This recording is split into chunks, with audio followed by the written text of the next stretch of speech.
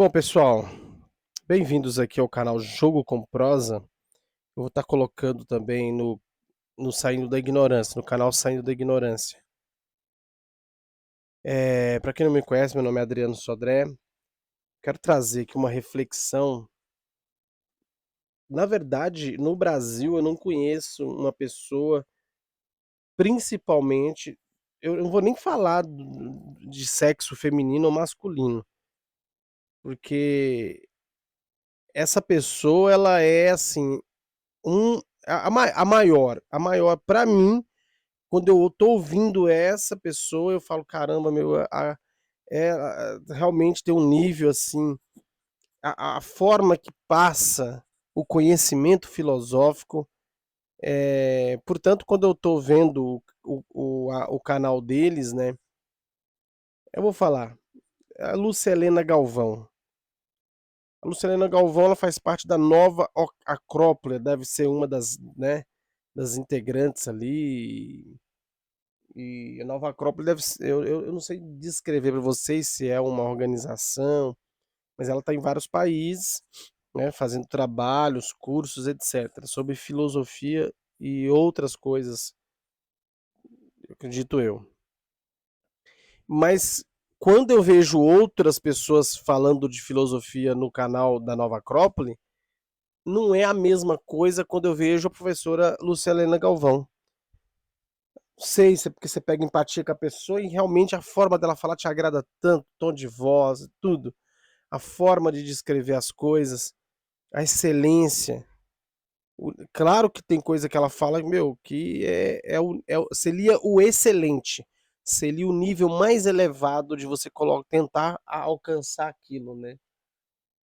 Então, eu tava vendo um vídeo dela no Inteligência Limitada, do Rogério Vilela, e me chamou muita atenção essa análise dela sobre o verdadeiro sábio, né? O que ele deve observar, qual o verdadeiro valor que ele deve dar para as coisas, qual o valor, né? Aí ela dá vários exemplos, tipo, qual o valor que você dá um copo? É só o valor, tipo, você pode usar ele para tomar uma água, e muitas vezes você não vê o tanto de coisa que você pode precisar do copo e ele vai te ser útil. Um exemplo fictício, tá? E eu vou trazer essa análise para nós aqui no canal Jogo com Prosa, no canal Saindo da Ignorância, porque é uma reflexão profunda, cara, muito profunda ao meu modo de ver. Então a professora Lúcia Helena Galvão é assim, é um orgulho. A gente que fala que não tem brasileiro, que é honrado, é porque as nossas mídias são lixo, né? Porque, portanto, o YouTube tem trago para nós esse tipo de, de, de, de, de, de diamante, né? De preciosidade, de tesouro, né?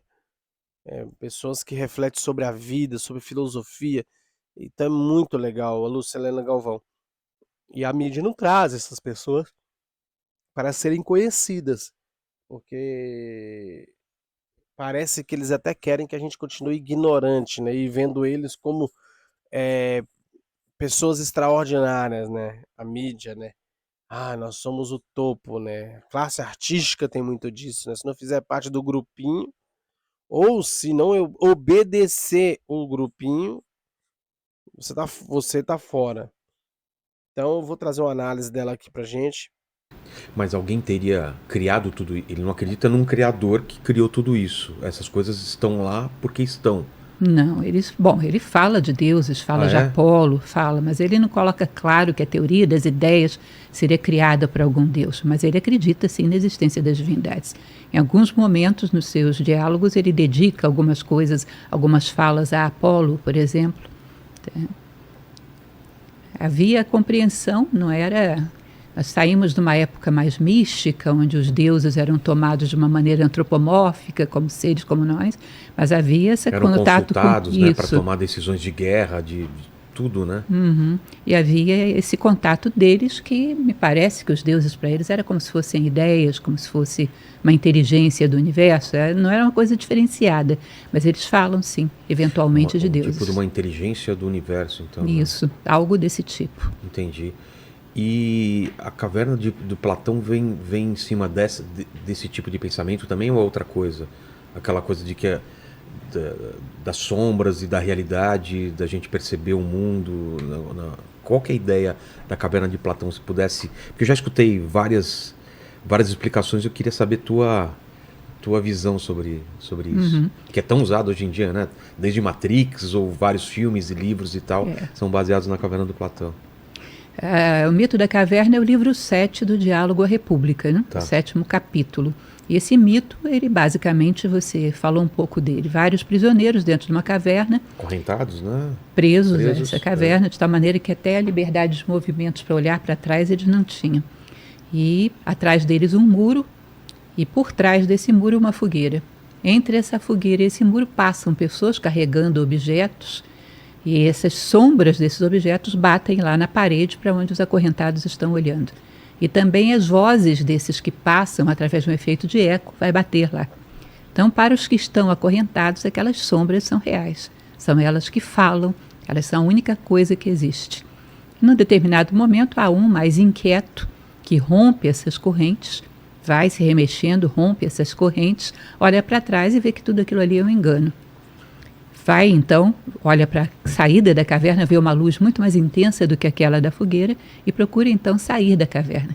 E vai tropeçando, levantando, caindo até chegar lá, vê as coisas iluminadas pela luz do sol. Coloridas, intensas, Isso. tridimensionais. A luz do sol para Platão é a ideia do bem. Vamos comentar isso já. Tá. E então, esse homem que chega lá fora e se liberta pelo seu próprio mérito seria um filósofo, um buscador da sabedoria.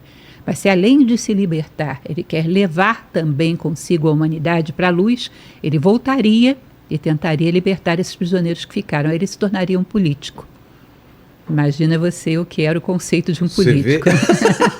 É aquele que, sem nenhum interesse pessoal, porque ele mesmo já superou essa experiência e volta atrás. Ele poderia ter guardado para si e desfrutado, e ele ainda pensa nas outras pessoas. Ele diz que quando uma pessoa deseja um posto de governo, é sinal de que ela não é o político. Um político teria que fazer um sacrifício de voltar atrás para conduzir as pessoas para fora da caverna. Se deseja, porque isso é algo que está acima dele. Entendi. Então não é ele. Tá?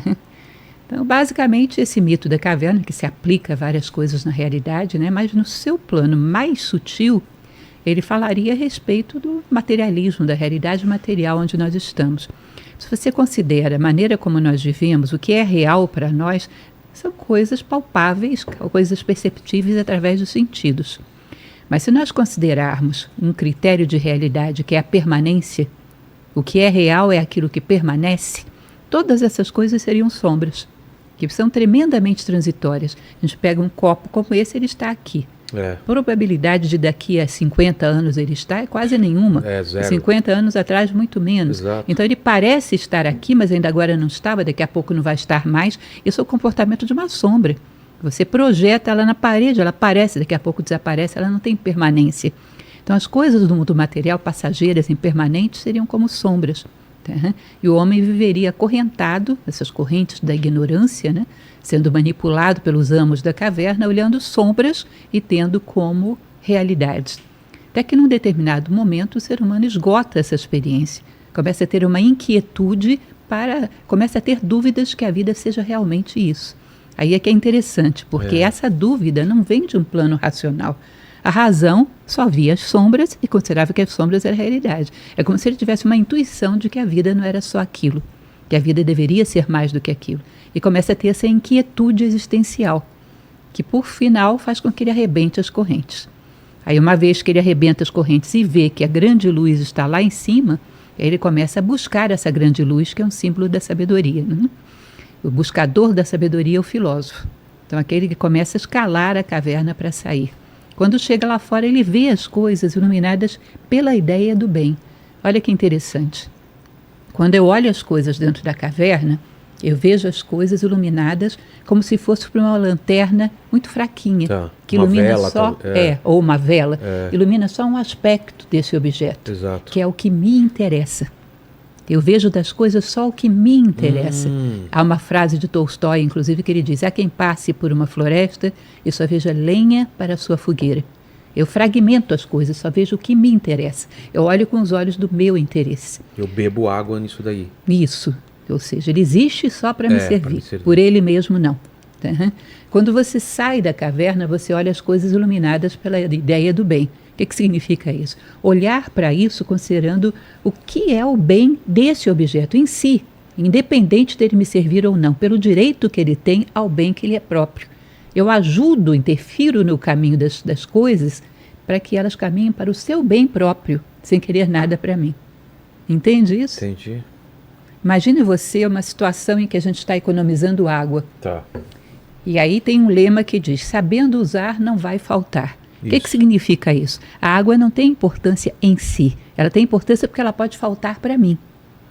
Entende? A água, como um ser da natureza, que merece, tem o direito de estar aqui tanto quanto nós, que tem que ter a sua capacidade de fluir, de realizar aquilo que lhe é próprio, de umedecer a terra, ela em si não tem valor para nós. Ela tem valor a partir do momento que ela me serve. Ou seja, eu não vejo as coisas como seres que merecem tanto respeito quanto eu. Vejo como algo que me serve.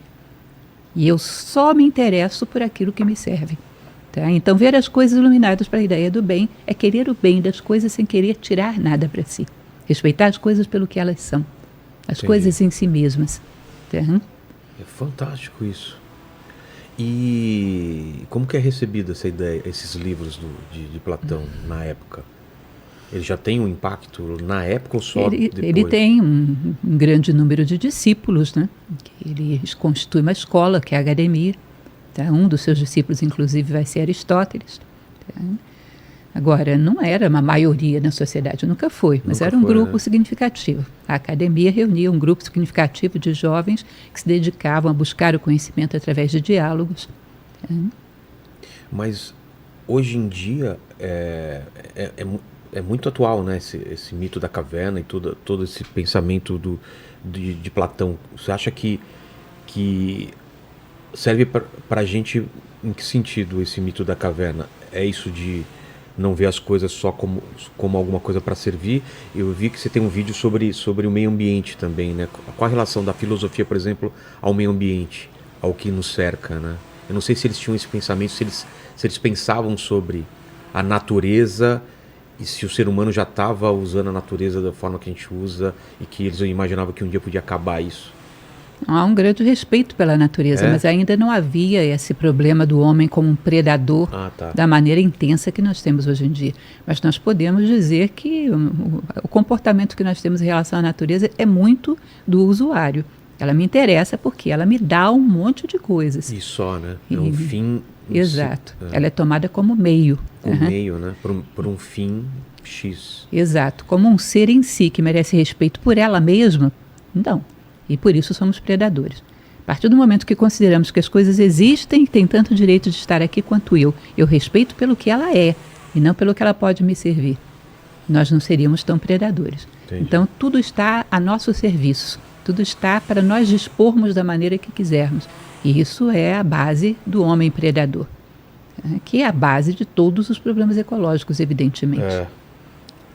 Quando a gente se coloca nessa posição, né? E Aristóteles, o que ele acrescenta? Para onde ele vai? Aristóteles ele tem uma série de outros desdobramentos, né? Ele vai conceitualizar muito a forma de pensar, a lógica, ele vai conceitualizar muito as ciências, o pensamento, vai falar muito sobre a moral também. No aspecto da moral ele até se aproxima de Platão. Mas ele tem todo um conjunto, não é à toa que ele é considerado como se fosse um pai, um predecessor da ciência, porque ele começa a categorizar as observações dele do mundo, as observações lógicas de como corre o pensamento humano. Tá? Ele já é, digamos assim, mais dentro de uma linha de pensador de como as coisas são, ele é mais aplicado, não é tão universalista quanto Platão. Tá? Ele é mais aplicado à dedução lógica do que as coisas são, para que elas servem, tá? Como se fosse um precursor realmente de um pensamento científico. Quais conceitos que ele traz, então, que vão dar origem à ciência ou a esse método que a ciência se utiliza, né, de experimento e tudo mais? Por exemplo, um dia desses eu estava lendo, dentro da inteligência artificial, Como é interessante quando se estuda o pensamento humano, a filosofia e a lógica aristotélica. Ah, é? É, a lógica Isso daí, eu não tinha aristotélica. visto essa relação. Qual que é a relação, então, da lógica aristotélica A com maneira de... Porque é inteligência necessário, artificial? dentro da inteligência artificial, tentar entender como o homem pensa. É, porque E senão como é que você fica- vai reproduzir essa inteligência? Senão fica respostas totalmente burras, né? E você tem que entender o algoritmo que faz funcionar o E o pensamento. que a pessoa. E saber que a pessoa nem sempre está perguntando da melhor forma possível. Ela pode estar querendo alguma coisa a mais, né? Mas, sobretudo, querer simular o pensamento de um ser humano. Você tem que entender como ele pensa, Exato. para poder simulá-lo. Exato. Então, tentando entender, porque cada vez mais a inteligência artificial tem procurado fazer uma rede neural, tentar fazer alguma coisa que se assemelhe realmente ao processo humano de pensar. E para isso é necessário entender o processo humano de pensar. Tá? Então, a lógica aristotélica é muito importante nesse sentido. O que é a lógica aristotélica? Eu já ouvi pra caramba, nunca entendi direito Bom, essa ele vai lógica. conceitualizar a respeito de uma premissa que gera, como ela é explicitada, como gera várias conclusões que estão contidas nessa premissa, o objeto propriamente da lógica, né? Um silogismo perfeito que leva de uma premissa a uma ou mais conclusões. Tem um exemplo que dê para dar sobre premissa e essas conclusões assim? É um exemplo clássico da lógica, né? Todos os homens são mortais. Ah, sim. Sócrates é homem. Logo, Sócrates é mortal. Certo. Então a lógica vai explicitando uma série de coisas que estavam aqui contidas na Como um premissa. funil, você vai Isso. vendo do maior e até Aí chegando. você vai chegando a muitas conclusões lógicas que estão contidas aqui dentro, Entendi. tá? Através de um silogismo perfeito. Entendi. Bom, que análise fantástica. Quis trazer para o meu diário aqui, o canal Jogo com Prosa também tem esse aspecto, principalmente na playlist, né, Jogo com Prosa, que a gente fala sobre diversos assuntos, traz aqui, né, nesse modelo meio que podcast, a gente só ouvindo, né, a gente traz aqui. E Helena Galvão realmente ela tem umas análises assim muito, são pessoas especiais, né, pessoas que vieram para trazer um uma síntese do conhecimento filosófico humano, né, até então, né, até aqui, né, e ela faz papel muito bem, na minha humilde opinião. Como eu disse, eu gosto muito de ouvi-la.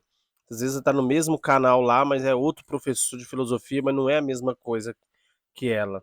Ela tem um tom de voz, ela tem uma didática, tem um jeito de colocar a, o ensinamento, a forma que ela entendeu, né, daquela filosofia, etc. Então, para você que me acompanhou até aqui, peço a você que curta o vídeo se você gostou. Se você ainda não é inscrito, se inscreva, comenta, compartilha. Caso contrário, Você está no conselho, mas não o consagramos mestre Jedi.